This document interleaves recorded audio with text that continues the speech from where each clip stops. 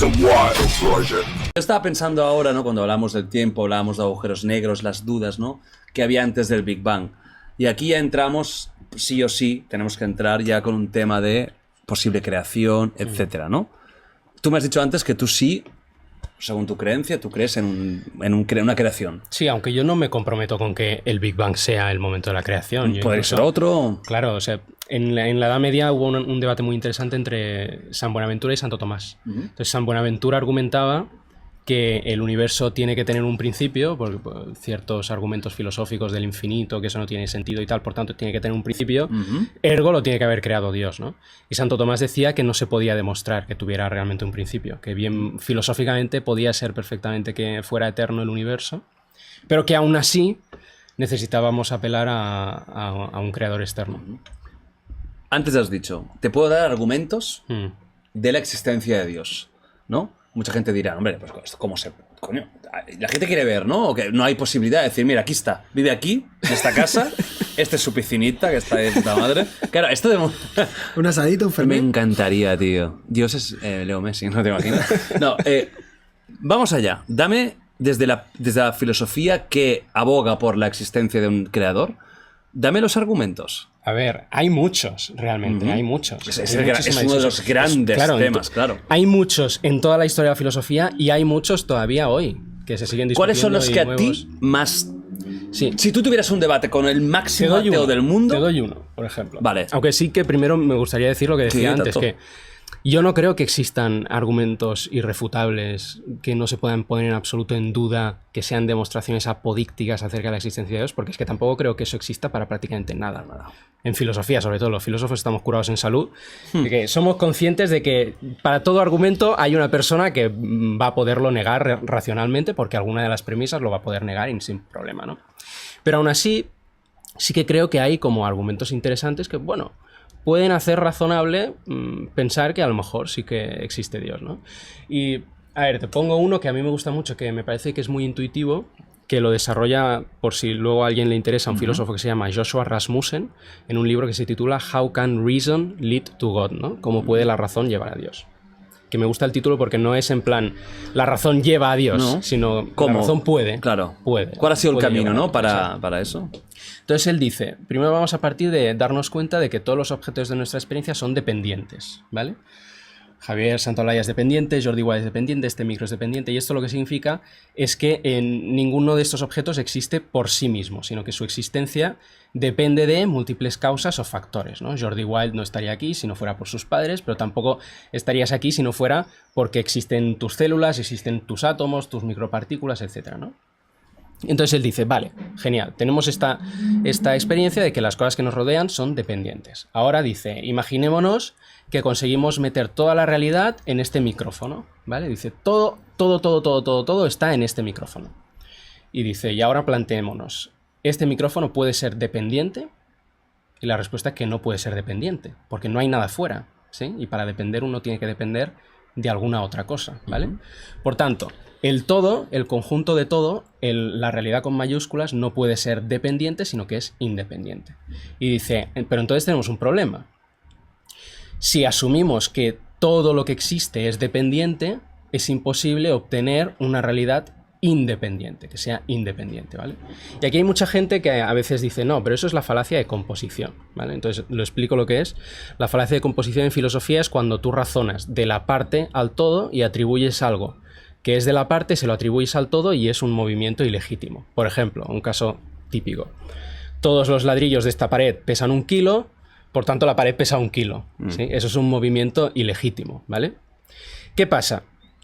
Que es verdad que hay razonamientos que van de la parte al todo que son ilegítimos de esta manera, pero no todos son así. Porque si todos los ladrillos de la pared son blancos, la pared no puede ser roja si solamente tengo ladrillos blancos, ¿sí? Y lo que él plantea es que el razonamiento que estamos haciendo aquí es más parecido a este segundo caso que al primero. Que si lo único que tienes en la realidad son piezas dependientes, es imposible construir un conjunto que sea independiente, que no dependa en absoluto de nada, ¿vale? Si este micro es dependiente, pues por muchos micros que yo vaya metiendo aquí en la habitación no voy a tener en ningún momento un conjunto de micros independientes, sino que en todo momento va a ser un conjunto dependiente. Entonces dice, ¿cómo resolvemos esto? Bueno, pues una manera de resolverlo es entendiendo que hay algún nivel fundamental de la realidad que sea independiente, es decir, que no todo lo que existe es dependiente, ¿vale? Entonces, ahora, llegados a este punto, hemos llegado a la conclusión de que hay algo en la realidad que es independiente, que es autosuficiente, que existe por sí mismo sin depender de nada más y que todo lo otro que es dependiente, en último término, depende de este fundamento, ¿vale? Le podemos llamar el fundamento. Y ahora nos podemos preguntar cómo tiene que ser este fundamento, cómo tiene que ser su naturaleza para poder realmente ser el fundamento de todas las otras cosas. Y aquí introduce otra idea. La idea es la siguiente, a ver qué os parece. Él dice, todos los límites remiten a una explicación, ¿vale? Este libro tiene... ¿Cuántas páginas tiene tu libro? Unos 400. Por cierto, compren todos el libro de... Este libro tiene 400 páginas. ¿Por qué no tiene 401 o 399? ¿Sí? No, que no podía escribir más ya. Claro, está cansado. Exacto. Entonces, los límites, ¿no? Como este, parecerían arbitrarios si no remiten a una explicación causal. Es en plan, no, claro, tienen 400 páginas porque los distintos factores que han contribuido a la existencia del libro explican que tenga 400 páginas y no 401, 402 o 399. Vale. Entonces ahora fijaos, tenemos dos ideas. Hemos llegado a que existe un nivel fundamental de la realidad que es independiente, por tanto es incausado, no depende de nada externo. Y tenemos la idea de que todos los límites remiten a una explicación causal. ¿Qué se sigue de esto? Que el fundamento no puede tener ningún límite, que ha de ser absolutamente ilimitado, ¿vale? Que cualquier cosa que prediquemos de él la vamos a tener que predicar sin límite, absolutamente, ¿vale? Y ahora vamos a ver, ¿vale? ¿Qué cosas podemos predicar del fundamento? Entonces, una cosa que podríamos predicar, creo yo, es que el fundamento es algo valioso, que tiene valor. ¿Por qué? Porque produce, o de él surgen, o de él emergen cosas con valor, como Jordi Wild. Jordi Wild es una persona con mucho valor, ¿sí? Es un objeto valioso, que añade valor a la realidad. Pero ser el fundamento de cosas con valor es tener cierto valor. Por tanto, atribuimos valor al fundamento. Pero hemos visto que no le puedo atribuir 400 de valor, porque entonces tendría que decir que eso es arbitrario y no tiene ninguna explicación causal. Por tanto, tengo que atribuirle valor de manera ilimitada. Es decir, es una entidad absolutamente perfecta, que no tiene ningún tipo de limitación en cuanto al valor, que su valor es supremo, ¿no? Es un fundamento perfecto. Y luego nos podemos preguntar también, y aquí sería ya combinar esto con el argumento teleológico, ¿no? Nos podríamos preguntar, bueno, ¿cómo tiene que ser este fundamento para poder dar pie al tipo de realidad que observamos? Que es una realidad en la que hay seres vivos con seres como nosotros que, bueno, lo hemos discutido antes, pero que yo creo que somos autoconscientes, libres, moralmente responsables, somos capaces de conocer la verdad sobre las leyes del universo, las verdades más abstractas de la matemática y de la lógica, etcétera, que encima es un universo que está petadísimo de belleza. O sea, a mí me parece bellísimo el cosmos. Entonces yo veo estas cosas y digo, me parece que eso se explica mucho mejor si ese fundamento tiene un sesgo hacia el valor, ¿sí? Porque si en cambio el fundamento produjera realidades sin ningún tipo de preferencia, no esperaría encontrar una realidad tan bella, tan valiosa con seres como nosotros, ¿no? Por tanto, tengo que atribuirle un sesgo hacia el valor y la mejor manera que yo veo de explicar eso es que se trate de un ser al que haya que atribuirle inteligencia de algún modo. Entonces, este a mí me parece que es un argumento muy interesante, que es bastante intuitivo. Lo que decía antes, se puede discutir literalmente cualquier paso y los filósofos no nos cansamos de hacerlo nunca, pero me parece que es un argumento que es interesante. ¿Qué te parece? ¡Qué loco! ¿Qué te parece, Javi? Bueno, primero voy a poner los pies aquí para subir la audiencia. No, porque la gente está muerta. Yo estaba pero muerta de placer. O sea, yo estaba escuchando como si fuera un cuento casi. No, yo estaba, te juro que estaba muy metido en esto. Te lo juro. O sea, tengo que reconocer que como lo ha explicado, yo estaba como rollo. Ojalá hubiera durado 10 minutos más. Un mono. Bueno, menos mal que... Me he sentido Australopithecus, pero... O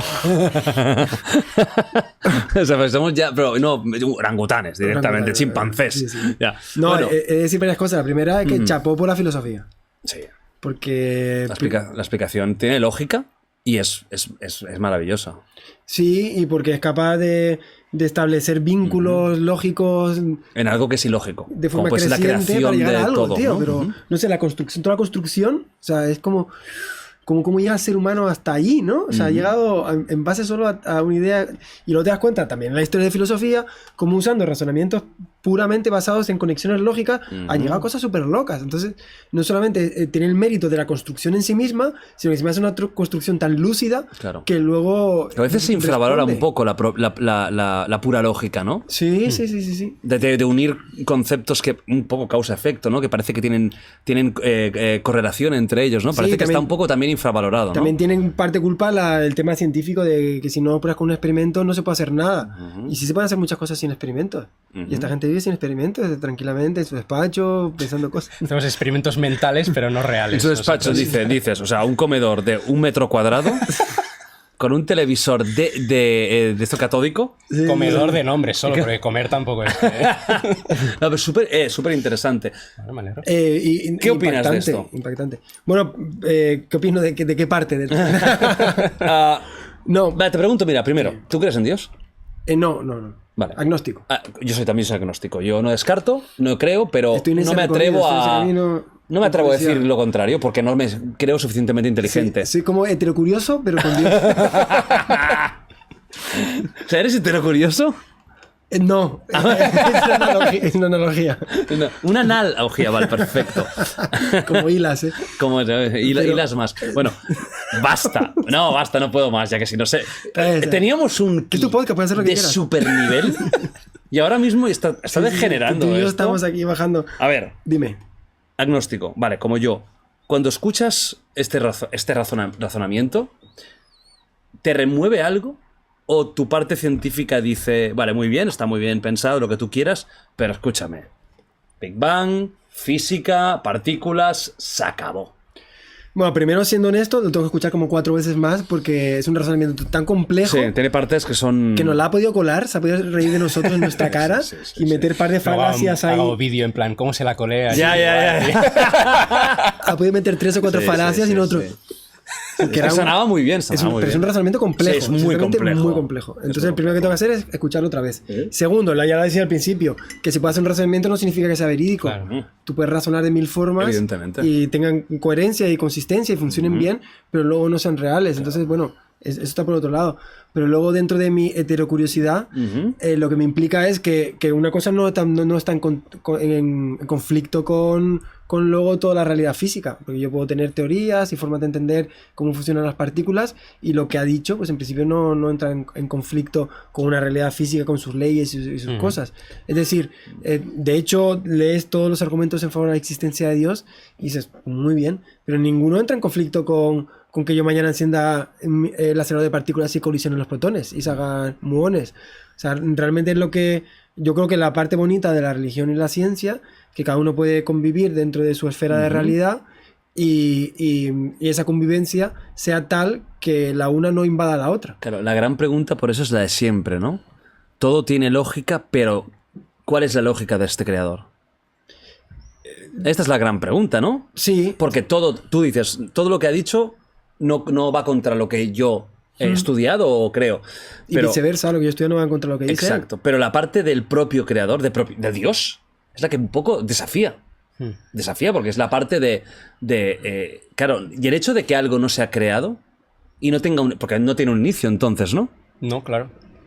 No tenía un inicio, pero algo podría no tener un inicio y ser creado también. Es lo que decía, por ejemplo, Santo Tomás. ¿No? Que el concepto de ser eterno y ser causado no entran necesariamente en contradicción. Y, por ejemplo, Platón ponía un ejemplo, él decía, supongamos que yo llevo desde toda la eternidad con mi pie en la playa, haciendo una huella. Él decía, la huella es eterna, no tiene un comienzo, pero es causada, es dependiente. La huella no estaría ahí si no fuera por el pie, ¿no? Otro ejemplo que se ponía a veces, el del sol y la luna. Supongamos que el sol y la luna han existido desde siempre, eternamente, ¿no? Ninguno ha tenido ningún comienzo, pero aún así la luz que emite la luna es causada por la que emite el sol, ¿no? Entonces ahí yo no veo una incompatibilidad entre el ser eterno y el ser causado, necesariamente. Menos mal que lo hemos traído. Está súper interesante, ¿eh? Sí. Está súper interesante. Pero al final, ninguno nunca en nuestra vida llegaremos a una conclusión y esta es la realidad. O sea, conclusión, no llegaremos a una certeza. A una certeza 100%. Esa es la realidad, no. No. Bueno, ojalá que sí, pero no Lo que llegaremos. te decía que la parte de la gracia de la vida es esa. Claro. Y en el otro podcast citaba a Lord Byron y ese 2 más 2 igual a 5. O sea, me parece maravilloso que exista el misterio. De hecho, para mí, siempre que me preguntan, para mí es mi sentido de la vida, el misterio. O sea, ¿qué es lo que me motiva a levantarme por la mañana? ¿Qué es lo que me ilusiona de la vida? ¿Qué es lo que hace que disfrute tanto de la vida? El misterio. ¿Por qué me gusta la física? El misterio. ¿Por qué me gusta vivir? El misterio. O sea, el misterio es el motor de vida para mí. Y eso es la ciencia, el misterio, ¿no? Amazon FBA, e-commerce, una agencia de marketing digital, Setters, Closers,